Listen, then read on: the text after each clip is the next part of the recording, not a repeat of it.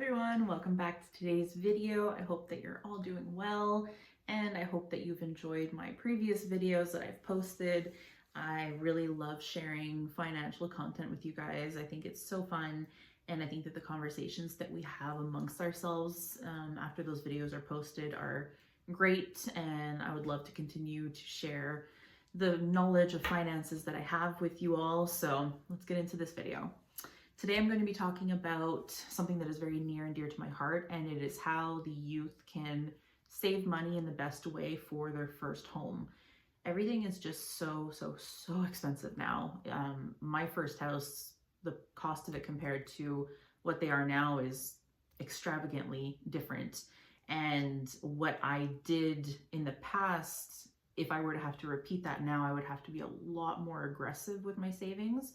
So I want to share what I did, what worked well for me, and what the youth nowadays can do to ensure that they are investing their money the best way, getting the best return on their money, and how to ensure that they have a good chunk of a down payment available for their first home. So just to preface, I am from Canada, so I'm going to be speaking about investment accounts that are available within Canada. But that doesn't mean that the tips and tricks that I speak of, that if you are from the United States or elsewhere in the world, that you can't use some of that information to your advantage. But the actual investment accounts that I'm going to be speaking about are really just investment accounts that are available within Canada. The first investment account that is well known amongst Canadians is the RRSP, so I'll put that up on the screen here, and that is a registered retirement savings plan. So an RRSP is fantastic for those who earn a higher income. So there are income brackets for Canadians where you have to pay a certain amount of tax based off of how much money you earn. So I'll put that also up on the screen here so that you can see what that looks like. But basically, a RRSP is a way to reduce the amount of tax that you are going to pay. So let's take some easy numbers here. Let's say you make $50,000 at your corporate job per year, then you will be taxed, I'm going to say 10%. That's not the actual number, but let's say you're taxed 10% of your $50,000 per year. But if you then take $5,000 and you invest it into an RRSP. So you've made your $50,000, you've gotten your paychecks that have come into your account. You then take $5,000 out of what you've made and you invest that into an RRSP. Your taxable income is no longer going to be $50,000. It's going to be $45,000. So let's say $45,000 brings you down to the next tax bracket, the next lower tax bracket. Then you're no longer being taxed 10%, you're being taxed 7%, let's say. So that is a way to ensure that you are not paying taxes now, but you're paying them later. And the advantage of that is that oftentimes later in life is when you have more liquid cash available, you have more income. So you are able to afford to pay that tax later on, and not so much now in your 20s, your 30s, sometimes even your 40s. So it's a really great way for people to kind of defer that payment to a later date. The account that is very well known amongst Canadians is the TFSA. I'll put that up on the screen here. That is a tax-free savings account. This account is different in the sense that you're not deferring the tax that you need to pay to a later date. You are paying the government during tax season or off of each paycheck the amount that you owe them. But this account is used to be able to save money tax-free. So let's say you're making over $100 of interest in the year from your money.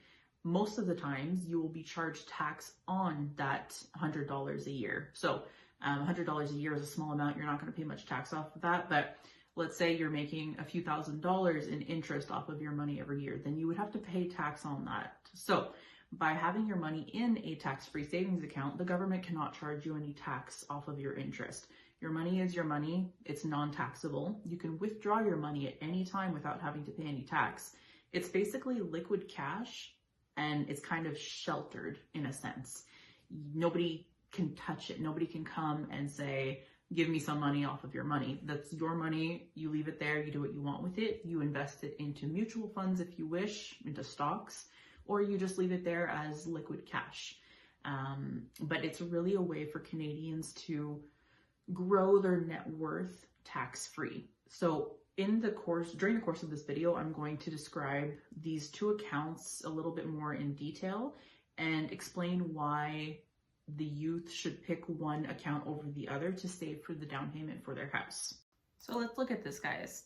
Here is a little resume of what I thought was basically the best description to describe an RRSP and why it's advantageous. So basically, a registered retirement savings plan is, like I said, a tax advantage retirement savings plan in Canada, and it allows for contributions to be deducted from your taxable income. What this means, like I said before, is that you can reduce your taxable amount earned. So you can, if you make $100,000 a year, you can bring down your taxable amount to $70,000 if you wish by investing $30,000 into RRSPs. This makes it so that you don't have to pay tax now and you can pay it later. This is really, really, really great when you make a higher income. But what this money allows you to do, and what a lot of the youth thinks is interesting, is this right here. So to buy or build a home using the HBP, the Home Buyers Plan.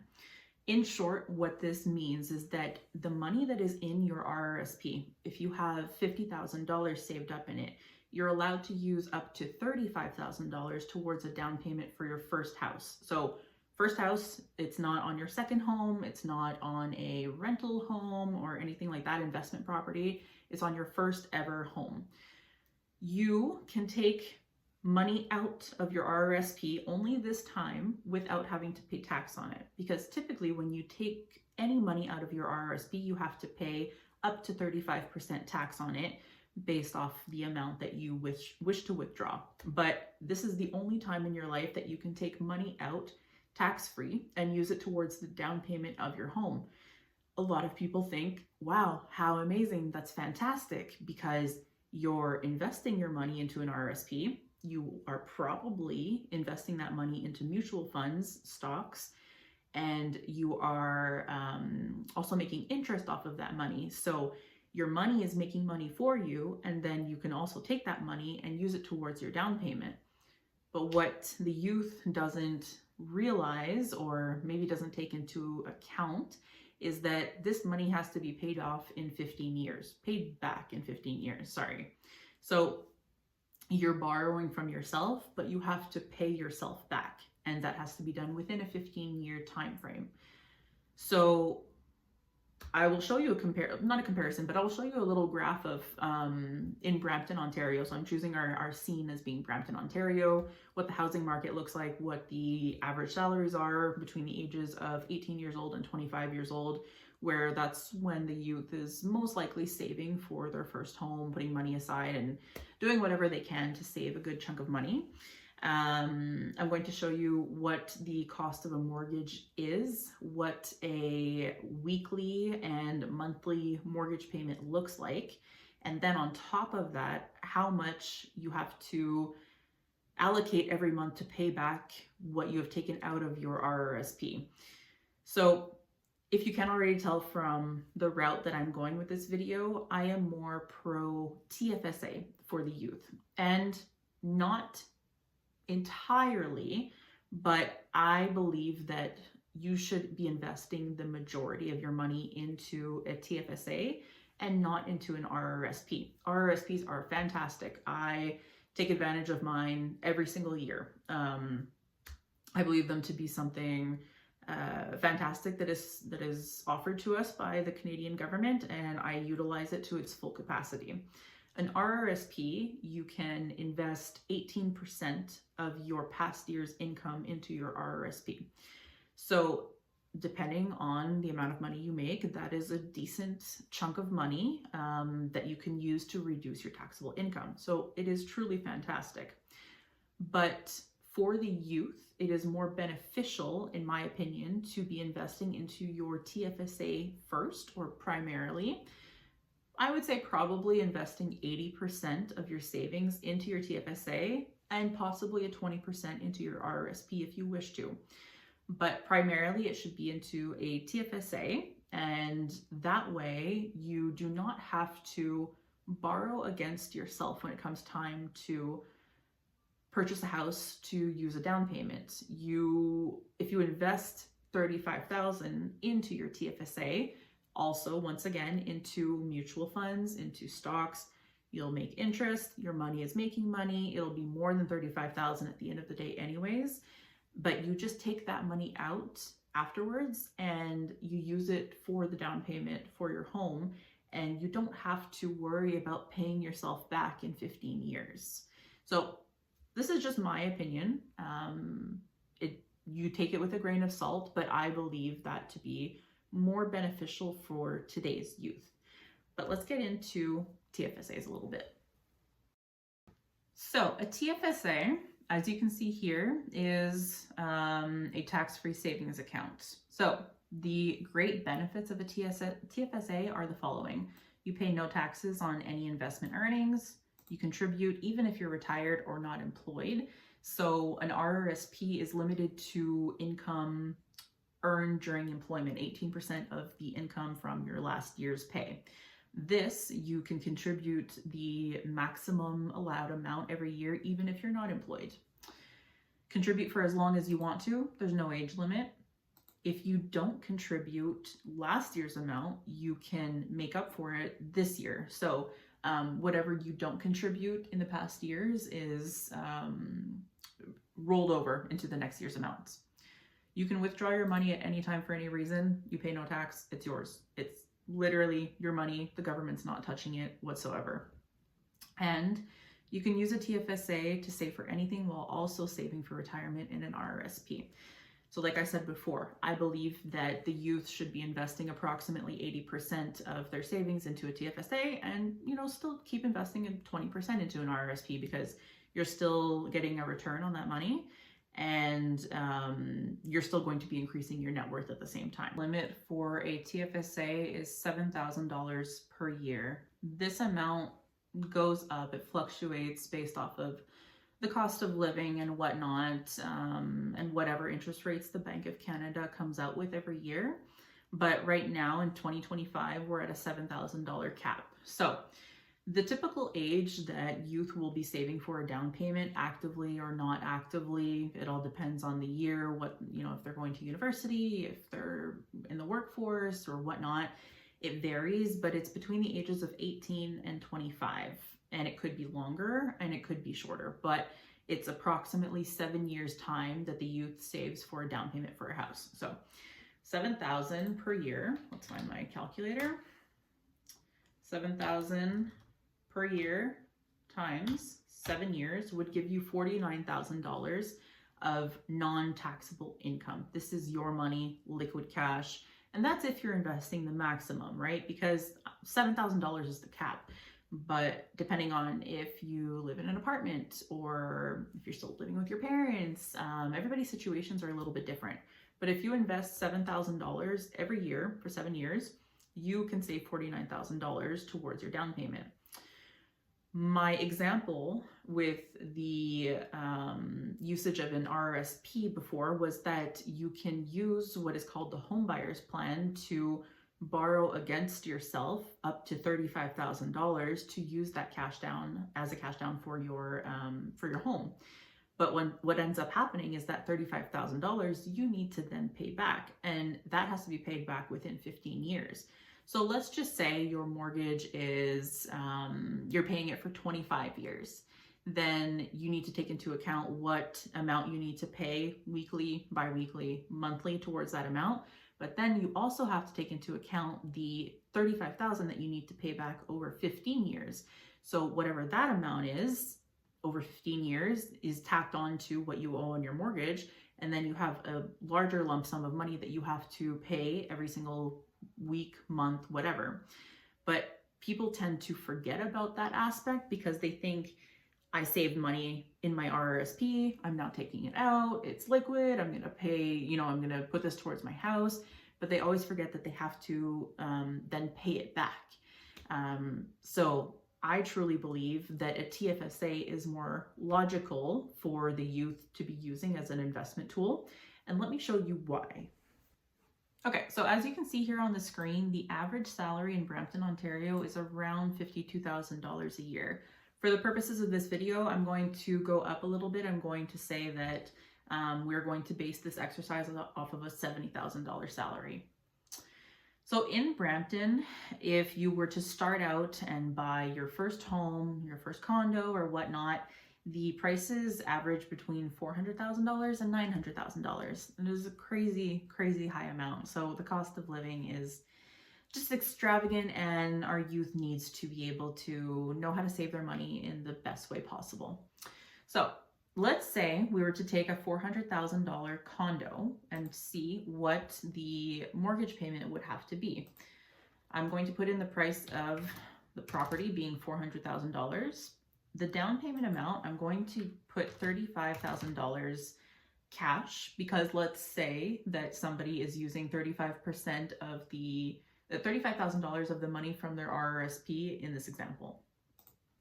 The interest rates are about 2.5% right now. And let's say amortization is 25 years, and I'm going to leave the payment frequency as monthly. I will then calculate the mortgage payment. It's going to be a mortgage payment of $1,635.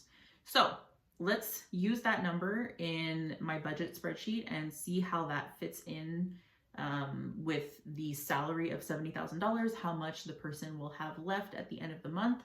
And then let's tack on that $35,000 on top of it that they need to pay back for their RRSP.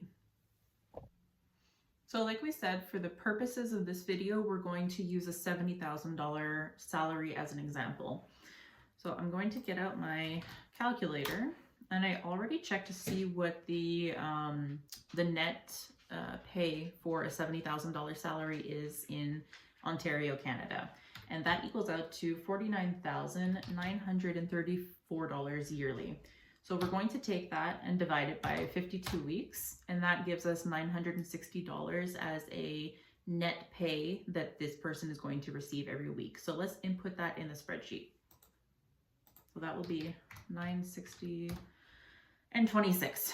All right, so we already know that our mortgage is going to cost us $1,635. I'm just going to keep it at $1,635 for this example. We're going to come fix the amounts after in the weekly breakdown so that they make sense. So insurance, let's say car, house, life insurance, we'll put it at maybe $400 monthly. Phones, let's say this person finds a very cheap phone plan, $40. Electric bill, that's going to be more. Probably in the 300s a month. TV and internet. Typically, people only look for internet these days, so maybe $110. License and registration if you have a car. Let's say for the purposes of this example, this person doesn't have a car because they live in Brampton, Ontario. There's quite a fair amount of public transit, so we're going to take that one out. Municipal and school taxes, probably around the $4,000 range. Car maintenance, they're not going to have a car, take that out. Savings account, so rainy day savings, emergency fund, let's put that at $50. Vacation money, let's say they're not going on vacation because they just bought a new home, so we're not even going to make that a consideration. Retirement, we're going to save a little bit for our retirement. This person is making $70,000. They just bought their first home, so retirement's not their top priority. It'll become a priority later on in life. So $50. Home funds, any home projects, any leaks or anything that may happen like that, let's put that at $100 a week. Gas, they don't need gas, so let's put public transit. Monthly, what's that going to be? Maybe $80. Groceries is always the unknown. Let's say $150 weekly. So this is what this person pays to live, basically all of their fixed expenses, but let's break these amounts down to a weekly amount. So I'm going to go input my formula here. your monthly amount times 12 divided by 52. So their mortgage comes out to $377 per week. So we'll take everything that is monthly and copy that same formula. That all makes sense. Okay, perfect. So as you can see, based off of a $35,000 cash down, this person actually has negative $58.59 in their budget towards paying for all of their fixed expenses. So a $70,000 a year salary is not even enough to be able to afford a $400,000 mortgage. So that just shows how crazy the cost of living is now. So let's actually bump this up to $80,000. So an $80,000 salary would give us $56,777 a year. So I'm going to erase this. 56,777 divided by 52, so 1,091. Oops. 1,091, and they're in the green, and that's with putting a little bit of money into savings and really not spending a whole lot of money on activities and stuff like that. So they have $72.15 remaining after they've paid their mortgage and everything like that. If we were to top this off with having to pay back their $35,000 RRSP amount that they used, then they would actually most likely be in the negative. So let's say RRSP repayment. That would mean that they would have to pay back 15 divided by 12, $194 a month. And we would add our formula in here. Times 12 divided by 52, $44. So they're not in the red, but they only have $27 left in their name at the end of every week. So you can really see that by using your RRSP, the home buyers plan, is actually going to give you more financial strain off of what, you know, intense amount of financial strain there already is in this economy. So my personal preference, like I shared since the beginning, is to have young people using their TFSA as much as they can, because your TFSA, you can load it up with savings as long as you can, as long as you're living at your parents' house, as long as you don't have crazy expenses and whatnot, and you're being really good with your money, and you don't have to then borrow against yourself and have to pay yourself back when you go to buy your first home.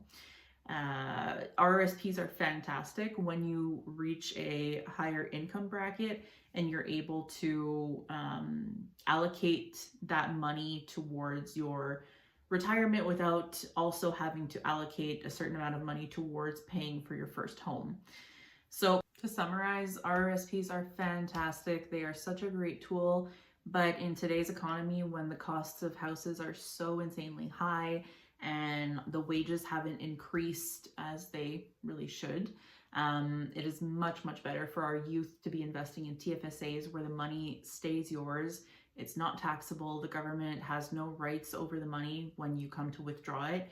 It is your liquid cash. You do with it as you please, and it's really beneficial to max out as much as you can your TFSA and invest a little bit into RRSPs. It's fantastic. You get a return based off of how much money you make every year. You're going to increase your net worth with that, but don't put all of your eggs into an RRSP when you're starting out. You have plenty of time to do that once you've gotten settled into your home and you've started to gain some assets. But at first, TFSAs are the way to go if you're going to be purchasing your first home. I hope that you guys enjoyed this video. I had a lot of fun making it. Please take everything I'm saying with a grain of salt. I'm not a financial advisor by any means, but I've made a lot of mistakes and I've also made a lot of good decisions that have led me to have a decent amount of net worth at the age of 30 years old. So I'm hoping that I can help our youth with understanding what they should and shouldn't do with their finances. And I am happy to make any other video that would be of interest to you guys. Send me your questions down below. Send me any other future video ideas that you would like to see, and I would be glad to make those for you.